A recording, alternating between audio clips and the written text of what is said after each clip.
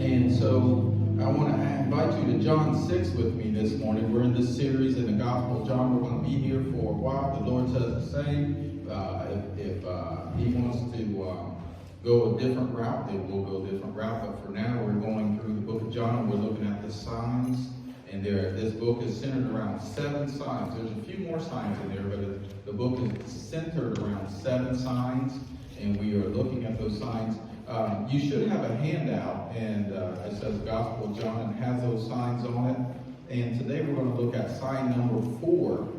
And so if you need a handout, just raise your hand, and the ushers will get you one. Now, here's what I'm going to encourage you. I'm looking. If you're saying, I take it home and I leave it, just leave it at the table. And when you check in, they'll just hand it right back to you. Because the goal here, I've got to pull around and be fast before we get into this. Now the goal here is, I'm studying really hard, have studied really hard. I want you to go deep into the book of John, and I want you taking notes.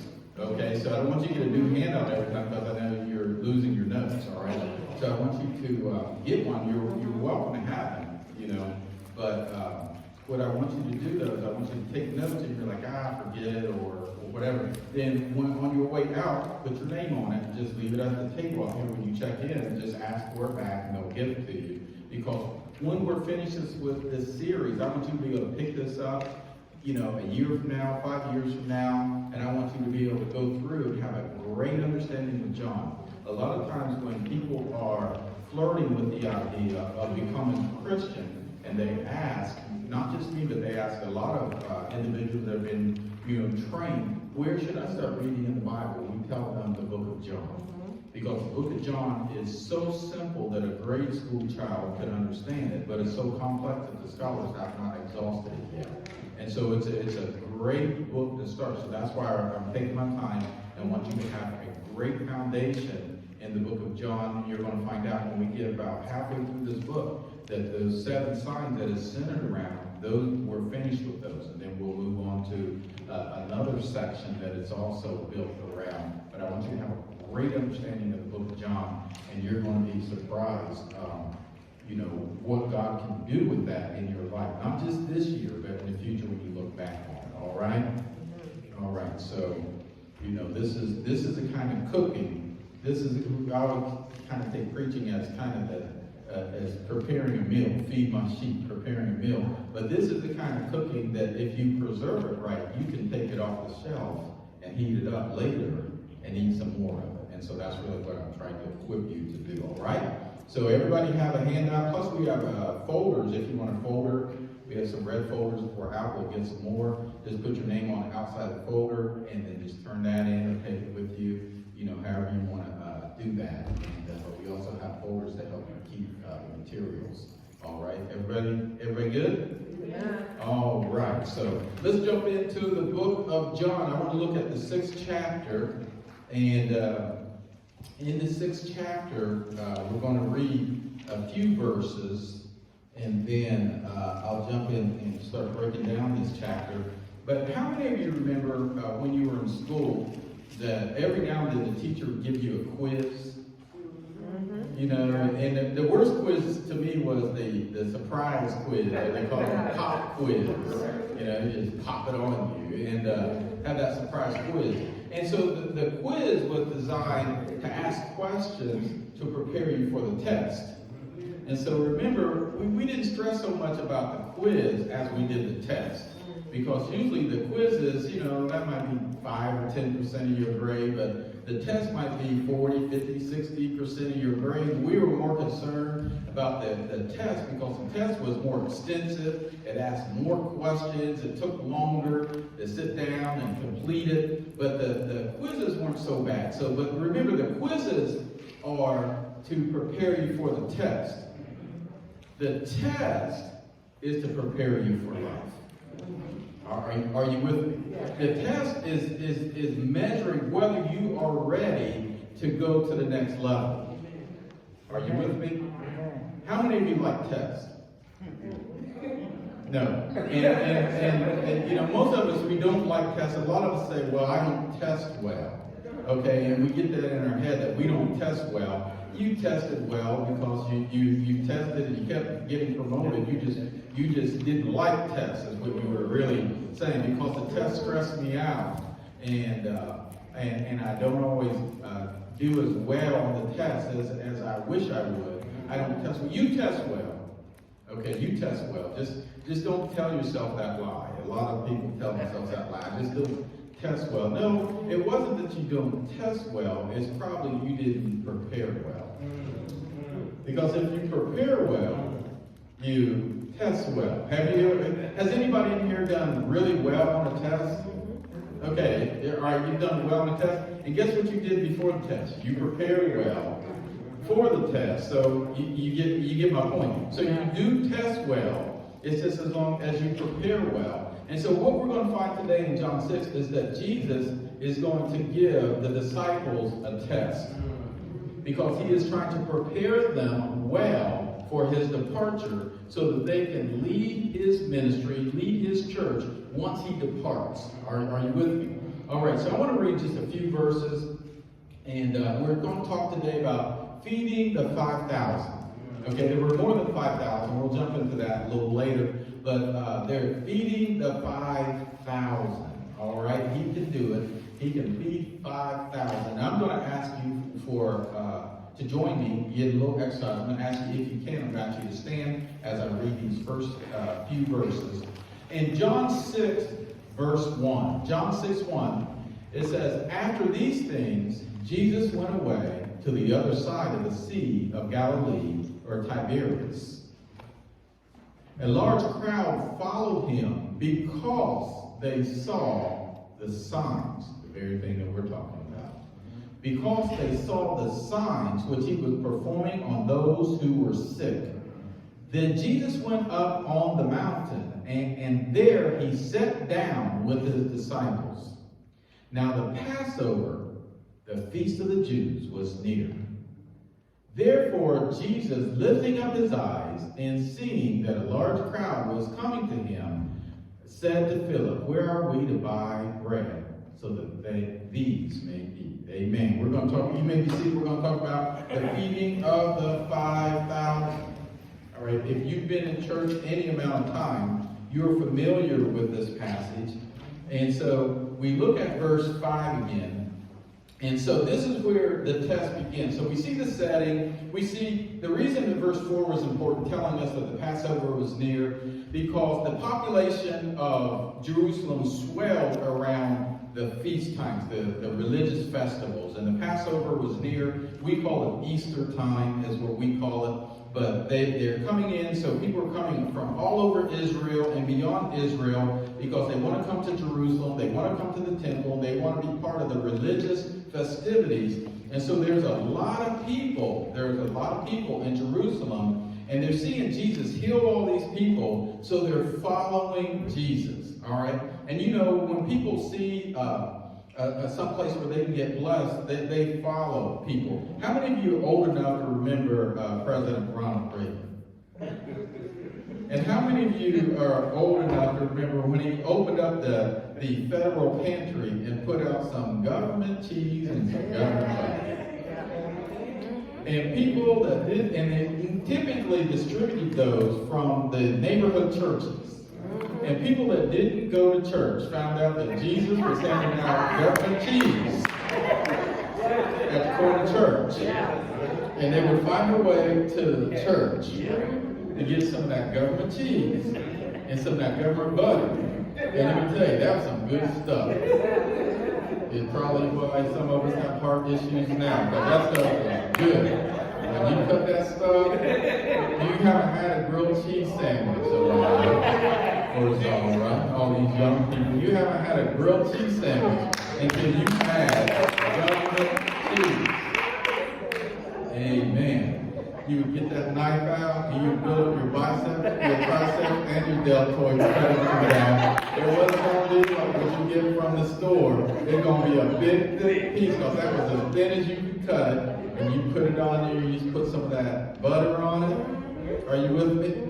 And hey, That has nothing to do with the sermon. All right, let's get back over here. All right, I just reminiscing about that. I didn't eat this morning, so anyway. But what my point really is that people show up. It does have something to do with it. That people show up where they see God blessing. And so this is what we see here in verse 5, is that the people were saying Jesus is healing people and passing out government cheese. All right? And so it says that they were, the large crowd was coming to him. All right? And so Jesus asked Philip, he says, where are we to get some government cheese so we can feed all these people? Isn't that what he said? No, he didn't say that, but he said something similar. He asked this question to Philip, and here's where the test begins. Because, you know, on a test, the first thing they do is they ask you questions. I mean, that's the primary mode of operation or method of a test, is that they ask questions. And so Jesus asked this question. He says, where are we to buy bread so that these may eat? Now, these people are just showing up. Right? They're just showing up. And Jesus is asking this question of Philip. And so, you know, isn't it nice? It's not. But remember when you were in school and then the teacher would ask a question and they would just turn and say, Philip. And they would, you know, and they would just ask you the question in front of everybody. You didn't have your hand raised. You know, the teacher didn't say, I have a question about where we're going to buy bread that we can feed all these people. And Philip raises his hand. Jesus just simply points to Philip, because remember, when Jesus called his disciples, this was a school. They were in training. Okay, and sometimes we forget that. I mean, they're in training. And if you go through the entire Old Testament, this was typical of Israelites, that they would have prophets and priests who they were training. I mean, you go in the Old Testament and you just see it throughout the entire Old Testament that Elijah trained Elisha and a bunch of others. And remember, he'd go around to the different branches of the school, and then some of the students would say, hey, Elisha, you know your master is going to get taken up into the sky. He's going to be gone today. And Elisha would tell them, be quiet, when they would say that about Elijah, who was training all these young preachers. There's a school of Isaiah, if you read about that. You know, you see that Samuel got taken to the temple so that Eli could train him to become what he needed to become as a priest. So this is typical in Israel that you find this training. So they are in this mobile school traveling around with Jesus. Jesus liked field trips. So he didn't keep them in the classroom. He'd take them out, and they would do OJT, on-the-job training. They would do these field trips.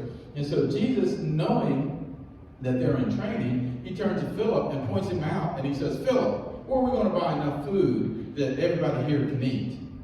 Okay? All right, and so let me ask you that question. You know, if I ask you that question, would anybody have the answer? Now think. Go back in time. You can't just say, well, we can just go around the corner to Walmart, or we can go down, you know, to the bakery and get everybody some donuts. I mean, think about this. I mean, they just didn't have, you know, stores like we do. They couldn't just, you know, say, well, you know, I can pull out my phone, Jesus, and I'll just order something on DoorDash, and they'll be here in a moment. I mean, they just couldn't do those type of things, all right? And so when you look at verse 6, it says, this he was saying to test him. It's very clear. Okay, John is on top of it. He says, this he was saying to test him. Now look at this part. He says, for he himself knew what he was intending to do. Yeah. So Jesus already knew what he was going to do, but Jesus was going to test him. And the Lord will test you for a few reasons. The first reason he will test you is to make you think. Okay, Adam, where are you? Was God looking for Adam? Was God saying, I have no clue where Adam is? He was trying to ask Adam, you know, a deep question. Adam, where are you? On so many different levels. Where are you spiritually? You know, what have you done? Adam, where are you? Okay, he was asking him, you know, a question. So, one, God will ask us questions to make you think. Haven't you done that to your child? You know, you come in and you see them doing something they're not supposed to be doing. And you even ask them this question. You say, what were you thinking? Okay, and are you interested in what they were thinking? Nope. You're asking the question to make them think about what they are doing. Okay, you know, what in the world are you thinking? Okay, and so we ask questions to make people think, but sometimes we don't ask to get information. We ask so that they will start to think. Another reason God will ask us a question is to help us grow. And sometimes he will ask us a question to help us see what's inside of us. All right? But I want you to know this, that all these are forms of tests that God will give us, but the test will never result in God tempting you. I want you to understand, there's a difference between test and temptation. Okay? God will test us, the devil will tempt us. Okay? And one of these days, we'll break that down for you and show you the Bible verses and what the difference is, and so that you'll know when you're in the middle of being tested and you're in the middle of being tempted, that you'll know whether it's God or whether it's the devil or whether it's both. And many times the devil will come up when you're being tested, and he will tempt you at the same time, and you'll be really confused. Okay? But the Bible makes it very clear how you can distinguish between the two. And so, but Jesus, it says here in verse 6 in John, it says, for he himself knew what he was intended to do. The Lord already has a plan in place. Okay? And I want you to know that too, that for whatever we are going through, that the Lord already has a plan in place. He already has a solution to the problem. But here's the thing. He invites us to partner with him in the plan. You get this? He invites us to participate. And listen, how many of you are ready for God to just move on your situation right now? You're just like, God, right now, I need you to do it right now. Even if I don't need him to do it, I want him to do it. Okay? And it's like, God, I want you to do it right now. But here's the thing. Our participation or our procrastination set the timing. Are you hearing what I'm saying? Yeah. It's our participation or our procrastination determines whether or not God moves right now. Because some of the things that God has told us to do, we're not doing it. So we are procrastinating, and we're still asking God, God, please do it. I know you can do it. And he's saying, but this is a partnership on this one. All right, and we're going to see that. That's why he's asking. I want to go back a verse again and look at that question. He says, where are we to buy bread? Are you getting this? He says, this is going to be a partnership because everybody's coming to me because they're seeing what I'm doing. He says, now it's time for you all to get involved in the process. And he says, so Jesus didn't ask. He says, where can I buy some food so that I can feed everybody? He said, where can we buy some food so that we can feed everybody? Are you with me? And so then he asks this question, right? And John tells us he's testing Philip. And then says he already knows what he's going to do. And so, but see, the reason, well, let me put it this way. Don't wait so long that everybody goes home or passes out because you didn't do what Jesus asked you to do when he asked you to partner with him. Okay? And here, the people, what are they hungering for? They're hungering for what the Lord and you can do for them. This is what Jesus is teaching us here. He's saying it's not just what I can do for them. He says it's what you and I together can do for them. He's saying there are people passing out because we're waiting on you to do your part. He says, I'm going to do my part. Are you with me? And so, just look at somebody, just tell them, don't wait. Participate. Yeah, don't wait, participate. You got to get involved. See, a lot of times we're asking God to do some things, and God says, all this weight doesn't belong to me. He says, some of this weight belongs to you. I know the Bible says in Galatians 6, it says, that we should bear one another's burdens, but it also says in the same chapter, it says, bear your own burden. Are you with me? And so what it's basically saying, you need to carry your own weight. And when your weight gets too much for you, then I'll ask somebody else to bear one another's burdens. In other words, you carry everything that you can carry, and then when you've reached your max load, then that's when God will send other people to come in to carry their part, and where he will step in and do his part. Are you with me? Yeah. And so this is why a lot of times God waits until the cupboard's bare before he moves, because he's saying, well, you can still feed yourself. He's saying, so you do your part, and then I'll step in. Are you with me? Because I remember when I was in Dallas Seminary, and I've been in 3 different seminaries, and but when I was at Dallas Seminary, I finally did what God asked me to do, and I sent these missionary letters out, and that's how you make it through school like that. Is you ask people to support your ministry, and part of your ministry is I'm preparing for ministry, okay? And so can you help me financially? It took me a year to humble myself and to learn to be bold enough, listen, to do that. Once you get hungry enough, you do what God asks you to do. All right, so it took me like a year. Listen, procrastinating. God said, well, you're setting the timing when the help comes. He says, I will do my part and lean on their hearts and show them that this is the right thing to do at the right time. He says, but you're holding up the show, Kevin. And so finally, a year later, when I was a lot skinnier, and I did it, okay? And so then I needed $300, and somebody sent 20, and somebody sent 25, and Mr. Joe would send me $100. You know what I'm talking about, Mr. Joe Carmichael. There's my aunt right there. And he would send me, my parents would send something. Then I was like, I need $300 come in. And I was like, oh, Lord, thank you. Then the next month, I was like, oh, my, I need $500. $500 came in. All right. Then I was like, I need $800. $800 came in. All right. And so then I needed $1,300. I was like, oh, God. $1,300 came in. All right.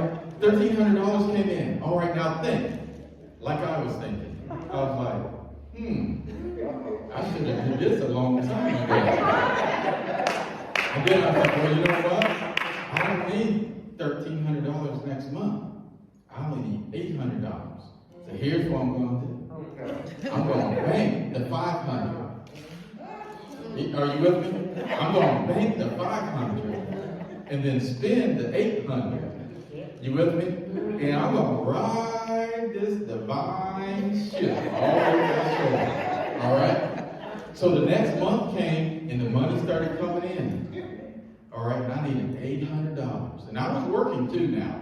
I was doing loans, I was on scholarship, and I was working, and I still needed this help. My rent was only $219, it was always late. Okay?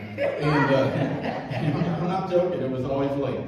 And so I got to that point, and I was like, $800. And I was like, the rest of this is going to the bank. And so I needed $800, and I'm expecting $1,300, and God said $800. The next month, I only needed $500, and I was like, well, at least I'll have that $800. God said $500. Is anybody getting this? He was monitoring closely what I needed, and he was providing just what I needed when I needed. It was going up and down, and after a while, I said, well, forget that plane of banking anything. I'm just happy that it's coming in. But that's what I thought. I was like, well, I've got this up here. I was thinking like, well, my corporation now has got revenues up to $1,300 and expenses will not exceed $800 next month. And that's not how it works. So God provides. He knew exactly what he was going to do. Are you understand what I'm saying? He knows exactly what he's going to do. He knows how to handle it. All right? He knows how to handle it. This is why I'm telling you, preparation, test. That was a test. This is what Jesus is doing. It was a test. There is no way in the world that I could have came into this church with $30,000 to $35,000 on an average year just for utilities. And look around here and say, is anybody here going to write a $35,000 check this year? I'll be like this at home every night. Like, oh God, this is just too stressful. I just can't take it. And then throw a pandemic on top of it. If God would have thrown a pandemic up on me on year 1 or 2, I wouldn't be prepared to take it. Are you understand what I'm saying? So this is what God does. He prepares us for all of this. He tests us, and he knows what he's intending to do. Are you walking with me? So Jesus knows what he's intended to do, but however, he's waiting on you to participate. You're setting the timing on some of your own blessings, on some of your own healings, on some of your own deliverances, because you're not participating.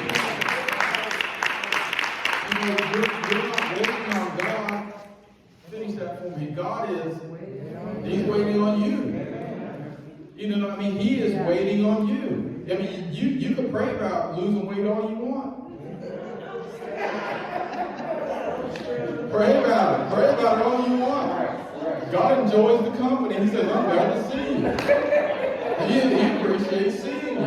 Every good parent loves to see their children come home. So you can pray about it all you want.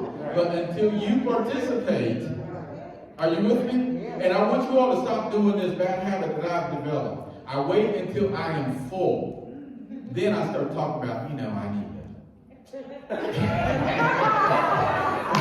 I the only one? I wait until it's not before I pig out. It's afterwards. I need to I really need to pull back. I need to start. Okay, we need to stop. See, we're not participating. We're just talking about participating. Okay, I have on my desk. I keep a lot of sayings that I put up that remind me of things, and one of them just simply says, "Are you thinking about it, or are you doing it?" Okay, I mean, it's not poetic, it's not anything, it's just plain and simple, because I say, I'll sit back and I'll think about it all day long, but are you thinking about it, or are you doing it? I mean, getting on YouTube and watching exercise videos is not the same thing as actually participating. Are you with me? Oh, I think that's a good one. That's not participating. That is not participating. Are you understand what I'm saying? Listen, getting on Facebook and Instagram and seeing somebody else work out and then liking that's not participating. Are you understand what I'm saying? That's not participating. We need to get up off of our seats and do nothing and do something. All right? And it's not just about weight loss. It's just about whatever God is telling you to participate in. Where are we going to buy food, Philip? See, a lot of times we want to push everything off onto the Lord and wait on the Lord. What are you doing? Well, I'm just waiting on the Lord. Really? He told me He's waiting on you. You're waiting on the Lord. Really? Do you really know? I don't even have time to break down what that really means biblically. I hear people say that there are 4 things that happen. Listen, there are 4 things that you are doing if you are actually waiting on the Lord. There are 4 actions. There's things that you're doing. Waiting on the Lord is not just like,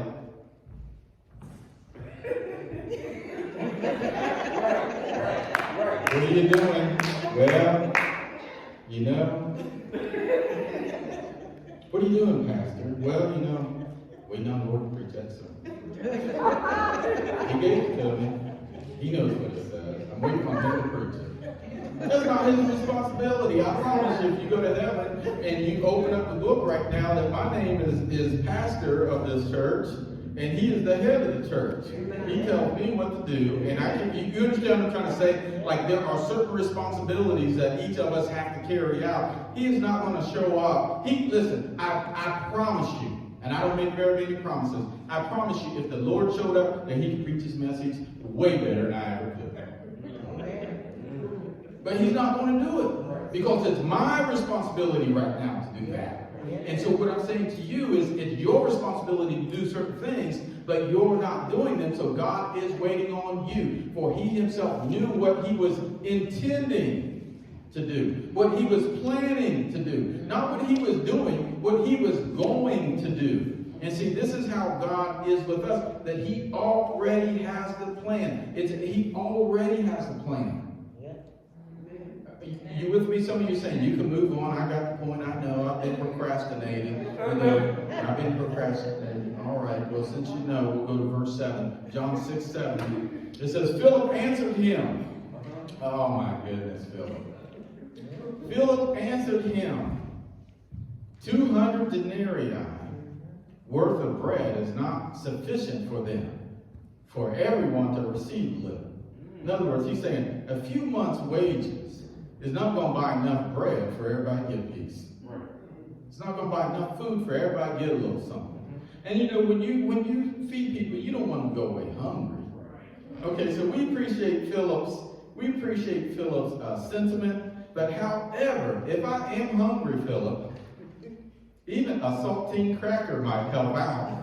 Okay, Philip's just like, well, we don't have enough, so let's just not do anything. And that a lot of our mindset, I don't have enough, so let's just not do anything. So, and so let's look at Philip's answer here. And so Jesus asked him this question, where are we? And Philip's answer, or he says, where are we going to buy this food? And Philip's answer was this: we can't afford it. Right. That's what he said. Jesus said, where are we going to do this? Because Jesus has a plan according to John, right? And then Philip says, well, we can't afford it, Jesus. I mean, how many times have you told Jesus you can't afford it? No, we can't afford it. How many times is that your answer? I'd go on vacation if I could afford it. I'd get a new car if I could afford it. I'd move if I could afford it. Listen, I would tithe if I could afford it. That's why you can't tithe, okay? Listen, I'm going to tell you the truth. Over the years, this church and every church I've ever been to, the tithers are never the ones with financial problems. And it's not because they had the money that they gave the money. It's because they gave the money, they have the money. All right, this is not about that, so I'll leave that alone. But a lot of times people get it backwards. Well, Pastor, if I had $1 million, well, you don't. You got 50. Give me 5. Give me 5. Let's talk. Okay. All right. So are you with me? And so Philip answers his question. He just simply said, Jesus, we can't afford it. We can't afford it. Do you know, years ago, way before I came to this church, I didn't really care to go to some churches, but I listened to one of my mentors. He said, go over there and preach for that church. Pastor died. And he says, and they're looking for a pastor. And he says, and you and your congregation need a building. This is Perry might have been with me when we went over to that church. And so I'm sitting in the pastor's study. The pastor was deceased. His wife was still there. I'm sitting in the pastor's study. Trustee comes in. He doesn't even say hi. He runs over to the bathroom in the pastor's office and he jiggles the handle on the toilet. He says, I got to make sure that water's not running because that costs money. All right, and I'm sitting there thinking, wow, I might be your new pastor. And you don't even say hello. And you're more concerned about a few cents of water. I mean, he could have said, hello, how are you? I'm trusting so-and-so. And then walked in. You understand what I'm trying to say? And so what his mindset was, we can't afford it. And right there, before I even walked out and preached, I already know, no, I'm not coming here. I still went and preached. I didn't even try. I was like, well, Jesus. Open your Bibles wherever you want. I didn't even try. If I mess this up good enough, I haven't studied this week. I'll go back home and preach this. Are you understand what I'm saying? We can't afford it. That's our mindset sometimes. And so Jesus didn't ask this question. How much money do we have, Philip? He didn't ask him that. Jesus didn't say, hey, Philip, can we afford to feed everyone? Jesus asked a real simple question. It was simply this: where can we buy enough food to feed everyone? Are you with me? All right, so I want to say this, and we may have to finish this up next week because I've been thinking about this past week. But Jesus asked this question, and well, look at verse 9. Okay, look at verse 9. And we'll go there. I'll put it on the screen here in a moment. But Jesus asked this question of him, and he says, all right, I'm trying to find what I'm looking for. All right, there we go. And but anyways, he asked this question of him. He says, where are we going to buy this food and make sure that we can buy enough food to feed everybody? And here's what I've been thinking about. That's why my mind kind of took a little break there and trying to load this up, is that Philip did not answer the question. He did not answer the question because where points to location. You get this? Yeah. Jesus said, give me a location, and he wants to answer how much question. Are you with me? And so where, you might want to write this down because I did go to a school and I am educated. and this is a deep thought. But you might want to write this down. Where does not equal how. Are you with me? Right. A lot of times we're answering questions that Jesus did not ask. Let's go back and let's see if that has happened. Pool of Bethesda, John 5. Jesus walks up to a man that's been sick for 38 years, and he says, do you want to get well? In other words, do you want to get healthy? And the man, what does the man say? The man answers like some of us, well, you know, Jesus, I've been up in this place for like 38 years, and when the water gets troubled, I don't have anybody to take me down and put me in the water. When Jesus asked the man, do you want to get well? Well, Jesus, you know, when the water gets troubled, there ain't got nobody to help me to, do you want to get well? Well, you know, I've been here for a long time, and right before I get stepped in, even when I didn't get my best shot, Jesus, just right before I get in, somebody else steps in before me, and they get my hit. Okay, do you want to get well? I mean, so we're seeing this pattern in Scripture. Okay, we can go on over and over and over. Adam, where art thou? Well, the woman you gave me. Did he ask him about Eve? No, he said, Adam, where are you? I'm right here, Lord. He didn't ask me. He said, well, the woman you gave me. I was doing fine before she showed up. Everything people, I watch sports when I want to watch sports. I eat what I want to eat. He said, but the woman you gave me, then she brought me this apple pie. How am I supposed to know? Look, Adam got an apple pie. Okay, I mean, we're seeing this pattern in Scripture. And if the pattern's in Scripture, the pattern is in life. And so a lot of times God is asking us questions and we are not asking the question. We're not answering the question. He's asking us a where and we're answering a how you're going to get it done. I stopped praying. This year, I stopped praying how prayers to God. In other words, God, here's what I want you to do. No, I've just been presenting the problem. I'm just saying, Jesus, this is my problem. You know, you work it out however you want to work it out. Okay? Because we'll be giving God the answer. God, what I need you to do is I need you to go downtown, as if he's not everywhere. God, I need you to go downtown, and then I need you to, you know, we're telling him exactly what to do to the individual, and I need you to turn their heart, and when we try to get religious with our speak with God, I need you to turn their hearts to my favor. Oh my God. It's a comedy. I mean, it is a comedy. This is a song too, where it says that, you know, the nations are trying to have an uproar against God, and it says he's sitting on his throne and laughing. Go read Psalm 2. It says he's laughing about it. Like, oh, they're so cute. I mean, we're probably a comedy show for God. This is probably why he hasn't even ended the earth yet, because he's sitting there thinking, oh, one more.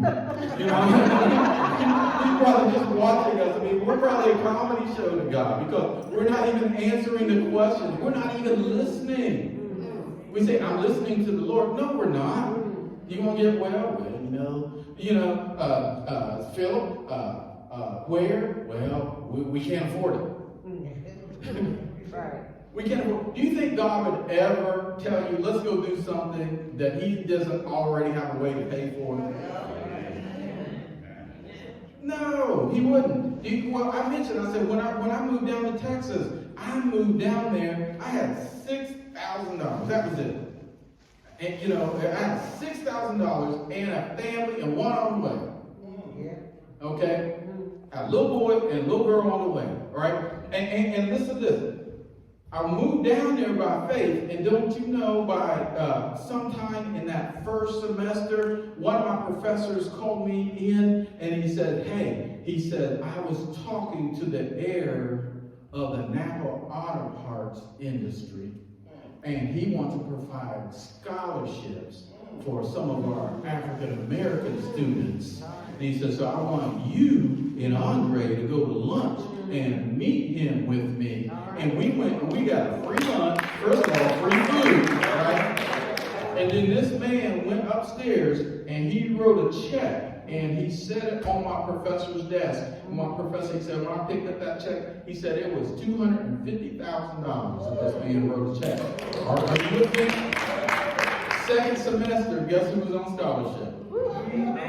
See, God had it all planned out already. He had it all planned out.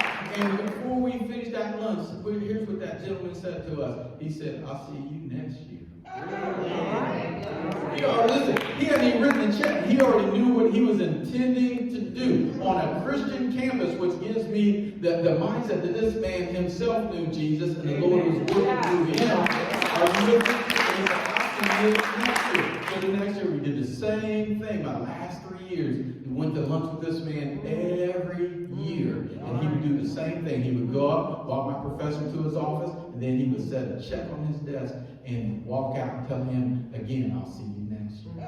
Are you walking with me? And so what we have to understand is that God knows what he's planning to do. Are you with me? He already knows what he's planning to do. I'm going to go back to verse 7 again. It says, so Philip said here, are you with me? Philip said, he says, we don't have enough money. We can't afford it. Listen, there's not one, well, there might be one of us in here, but most of us, listen, when I had a friend and I said I was struggling, this was years ago, I said I was struggling financially, and that friend came up to me as a woman, and she came up to me, and she was visiting us, and she came up to me and she said, she poked her finger in my side. And I had gained a few pounds. And then she punched her finger in my side and she said, I thought you said you were having it so hard. In other words, she was trying to say in her way is God is taking care of you. It is a that God is taking care of you. Are you walking with me? I mean, go back in American history and you see these artwork and these overweight women that just about nude in the artwork. And you know what that was, if you know your history, what that was is that the men, they liked them plump. Okay? They did. They liked them plump. They did, you know. Don't get me in trouble here. But they did. I don't know how else to say. You know, how do you say that politically correct? They like bigots. I mean, what am I supposed to say, right? And but the reason they did that is because they said it showed off their wealth. So if their wife was plump, they would have her painted and she might be nude, almost nude, so that they could put it up on the wall so when people come over, the rest of society could see how well they were doing because they had a plump wife. Okay, are you with me? I'm not trying to make fun of anybody, but what I'm simply saying is there's some of us, God is taking care of us. You understand what I'm saying? He's taking care of us. Now, should we slim down? Yes, we should be fit and healthy as we can, but God is taking care of us. What I'm saying is sometimes we look at things and we interpret everything negatively when it's just like, you know what? This also says, yeah, I should get in shape, but it also says that God is taking care of me. I think I'm having a harder than what I'm doing, but God is providing for me. Okay? Now, this shouldn't be your goal to come in, you know, you're like, God is really providing for me. Okay? All right, I mean, we should be in shape, all right? So, but Philip answered him, we can't afford it. Could they afford it? Yes, they could afford it. Can we afford it? Yes, we can afford it. All right, and so I'll read verse 8. I think I'm going to stop and there, maybe verse 8 or verse 9. It says, one of his disciples, Andrew, Simon Peter's brother, said to him. All right, what did he say? Because Andrew's always saying something positive. All right, and so he says, there is a lad here who has 5 barley loaves and 2 fish. But you see, he started off strong. Okay? Because he's answering the question. Okay? He says, but. And what did I just say? We need to get our butt out of the way. Okay? All right. So we need to get our butt out of the way. See, answer the question right. There is a lad here who has 5 barley loaves. In other words, he has 5 loaves of cheap bread. Okay, wheat was more expensive than barley. And he says, and 2 fish. And we don't know how big those fish were, but he has 2 fish and he has 5 loaves of bread. And you know one of the reasons that I love Jesus? Because whenever you see Jesus cooking, he's always cooking fish sandwiches. That's what you always see. In John 21, when we close this out, Jesus is going to be cooking fish sandwiches. Okay, so here, Jesus already intended, he already knew what he was going to do. Jesus up there saying, I already know that there's somebody here with the makings for some fish sandwiches. All right, he already knew that. Are you with me? Did I just make it up? It said he already knew what he was going to do. He knew that boy was there. And so, but then Philip says this. He says, but what are these for so many people? And see, and that's how some of us are. We almost get it right. We do better than Philip did. We at least do as well as Andrew did. And we answer the question, but then we talk ourselves out of our blessing. It's like, I could do it, but, I just really don't have time. I could do it, but, I just really can't afford it. I could do it, but, I'm not sure my family and friends would be supportive. Who cares? Who cares? The people that are going to be supportive are going to be supportive. The people that aren't going to be. You just can't live your life depending on who's on the board or who's not on the board. You just got to do what God told you to do and stop putting your big butt in it. All right? Are you with me? I said B-U-T. Don't be laughing at me. All right? I'm trying to keep it straight. Making fun of me.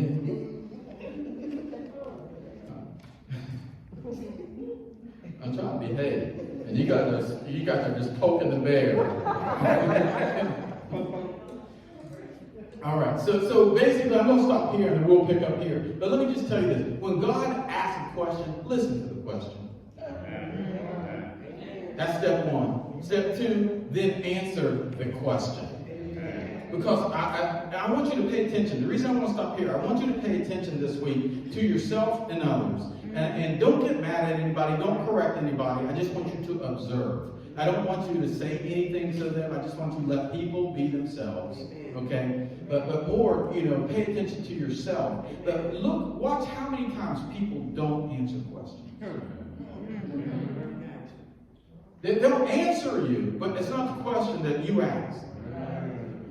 And then I want you to pay attention to how many times you didn't answer the questions that people ask. How are you doing today? Oh, I'm busy. No, yeah, I kind of get it. It's just like, no, that's not telling me how you're doing. That's telling me what you're doing. So I didn't say, what are you doing today? I said, how are you doing today? Oh, I'm busy. And I do that all the time. Well, I've been busy. Well, how have you been? I've been busy. Okay, so I get it, but that's not what somebody's asking me. They're asking me how are you feeling? How are you doing? What is your condition? And I'm saying, well, like everybody else, just busy. Okay, but we have that habit where we're not answering the question. The reason I want you to pay attention to whether you're answering the question or not is because if you're not answering the question on a daily basis, it is your habit when God talks to you. That you're answering a different question. Do you want to get well? There ain't nobody to put me in the water. Where are we going to buy food? Can't afford it. When are you going to take a break? Can't afford it. When are you going to go on vacation? Can't afford it. When are you going to move? Can't afford it. When are you, we just talk ourselves out of stuff constantly because we're not answering the questions. Are you with me? Do you want to get well? That's simple. Yes or no. Do you want to get well? Yes or no? I ain't got nobody. Are you with me? All right, where are we? We'll talk about that more next week. But where are we? Where are we? Where are we going to buy food to feed everyone? Well, Jesus, I looked at the books, and I looked at our location, and to ship that amount of food in with the little bit of money that we have on the books. This is essentially what he is saying, right? This is what he was saying. But we're going to jump more into this feeding 5,000. But I just wanted to give you your divine assignment this week is to observe, listen to people, okay? Answer questions and just pay attention to whether they answer the question, and don't correct them, don't get upset. You never answer the question. No, see, that's not where you're supposed to go. Because remember, God's not going to send you on an assignment where you mess up. This is why you just need to be quiet. Let them just continue to do that. Understand their intentions are good. They're trying to answer your question, but they're not answering the question. But remember this, intentions don't always get it done. Because I intended to exercise yesterday. You understand what I'm saying? I intended to exercise. And by now, I intended to be rich enough to give everybody $1,000 a week. You're like, that doesn't matter to us. Intentions don't matter. Like where's that $1,000? Okay, you understand? So just be quiet. I don't want to, set you up to get in an argument. And by Thursday, I've been listening to you all week long. You don't answer any questions I ask. That's not where this goes. Okay, this is just observation. Let them do it. Understand that they're intending to answer your question, and then your job is to interpret what they meant. Even though they didn't answer your question directly, interpret what they meant. I'm busy. How you doing, Captain? I'm busy. Oh, he's okay because he's busy. Okay, just interpret it, all right? So I don't want to get you in trouble by the end of the week. But more importantly, I want you to start paying attention to when people are asking you questions, how you answer those questions. Because that's your habit with humans, it's your habit with heaven. All right? And I promise you, God is speaking. Okay, he is speaking. He doesn't speak long, but he speaks. And it's very efficient and it's very clear. Okay? He doesn't have to speak long. God can just, I don't know how he does it, but when he speaks, God doesn't bend your ear for long. But when he speaks, it's quick and it's clear, and he's asking you a quick question sometimes, and sometimes we're giving him the wrong answers because we're in a habit of not answering people's questions. We answer what we want to answer. We answer what we want to answer. All right. So we're just stopped there today. Hey, let's stand and let's pray. Get you out of here. Let you enjoy this 60-degree weather today. It's going to be beautiful outside. I want you to enjoy that because I hear it's going to cool down later this week. And so I want you to enjoy that. Heavenly Father, we just want to thank you for this day. We thank you for each other.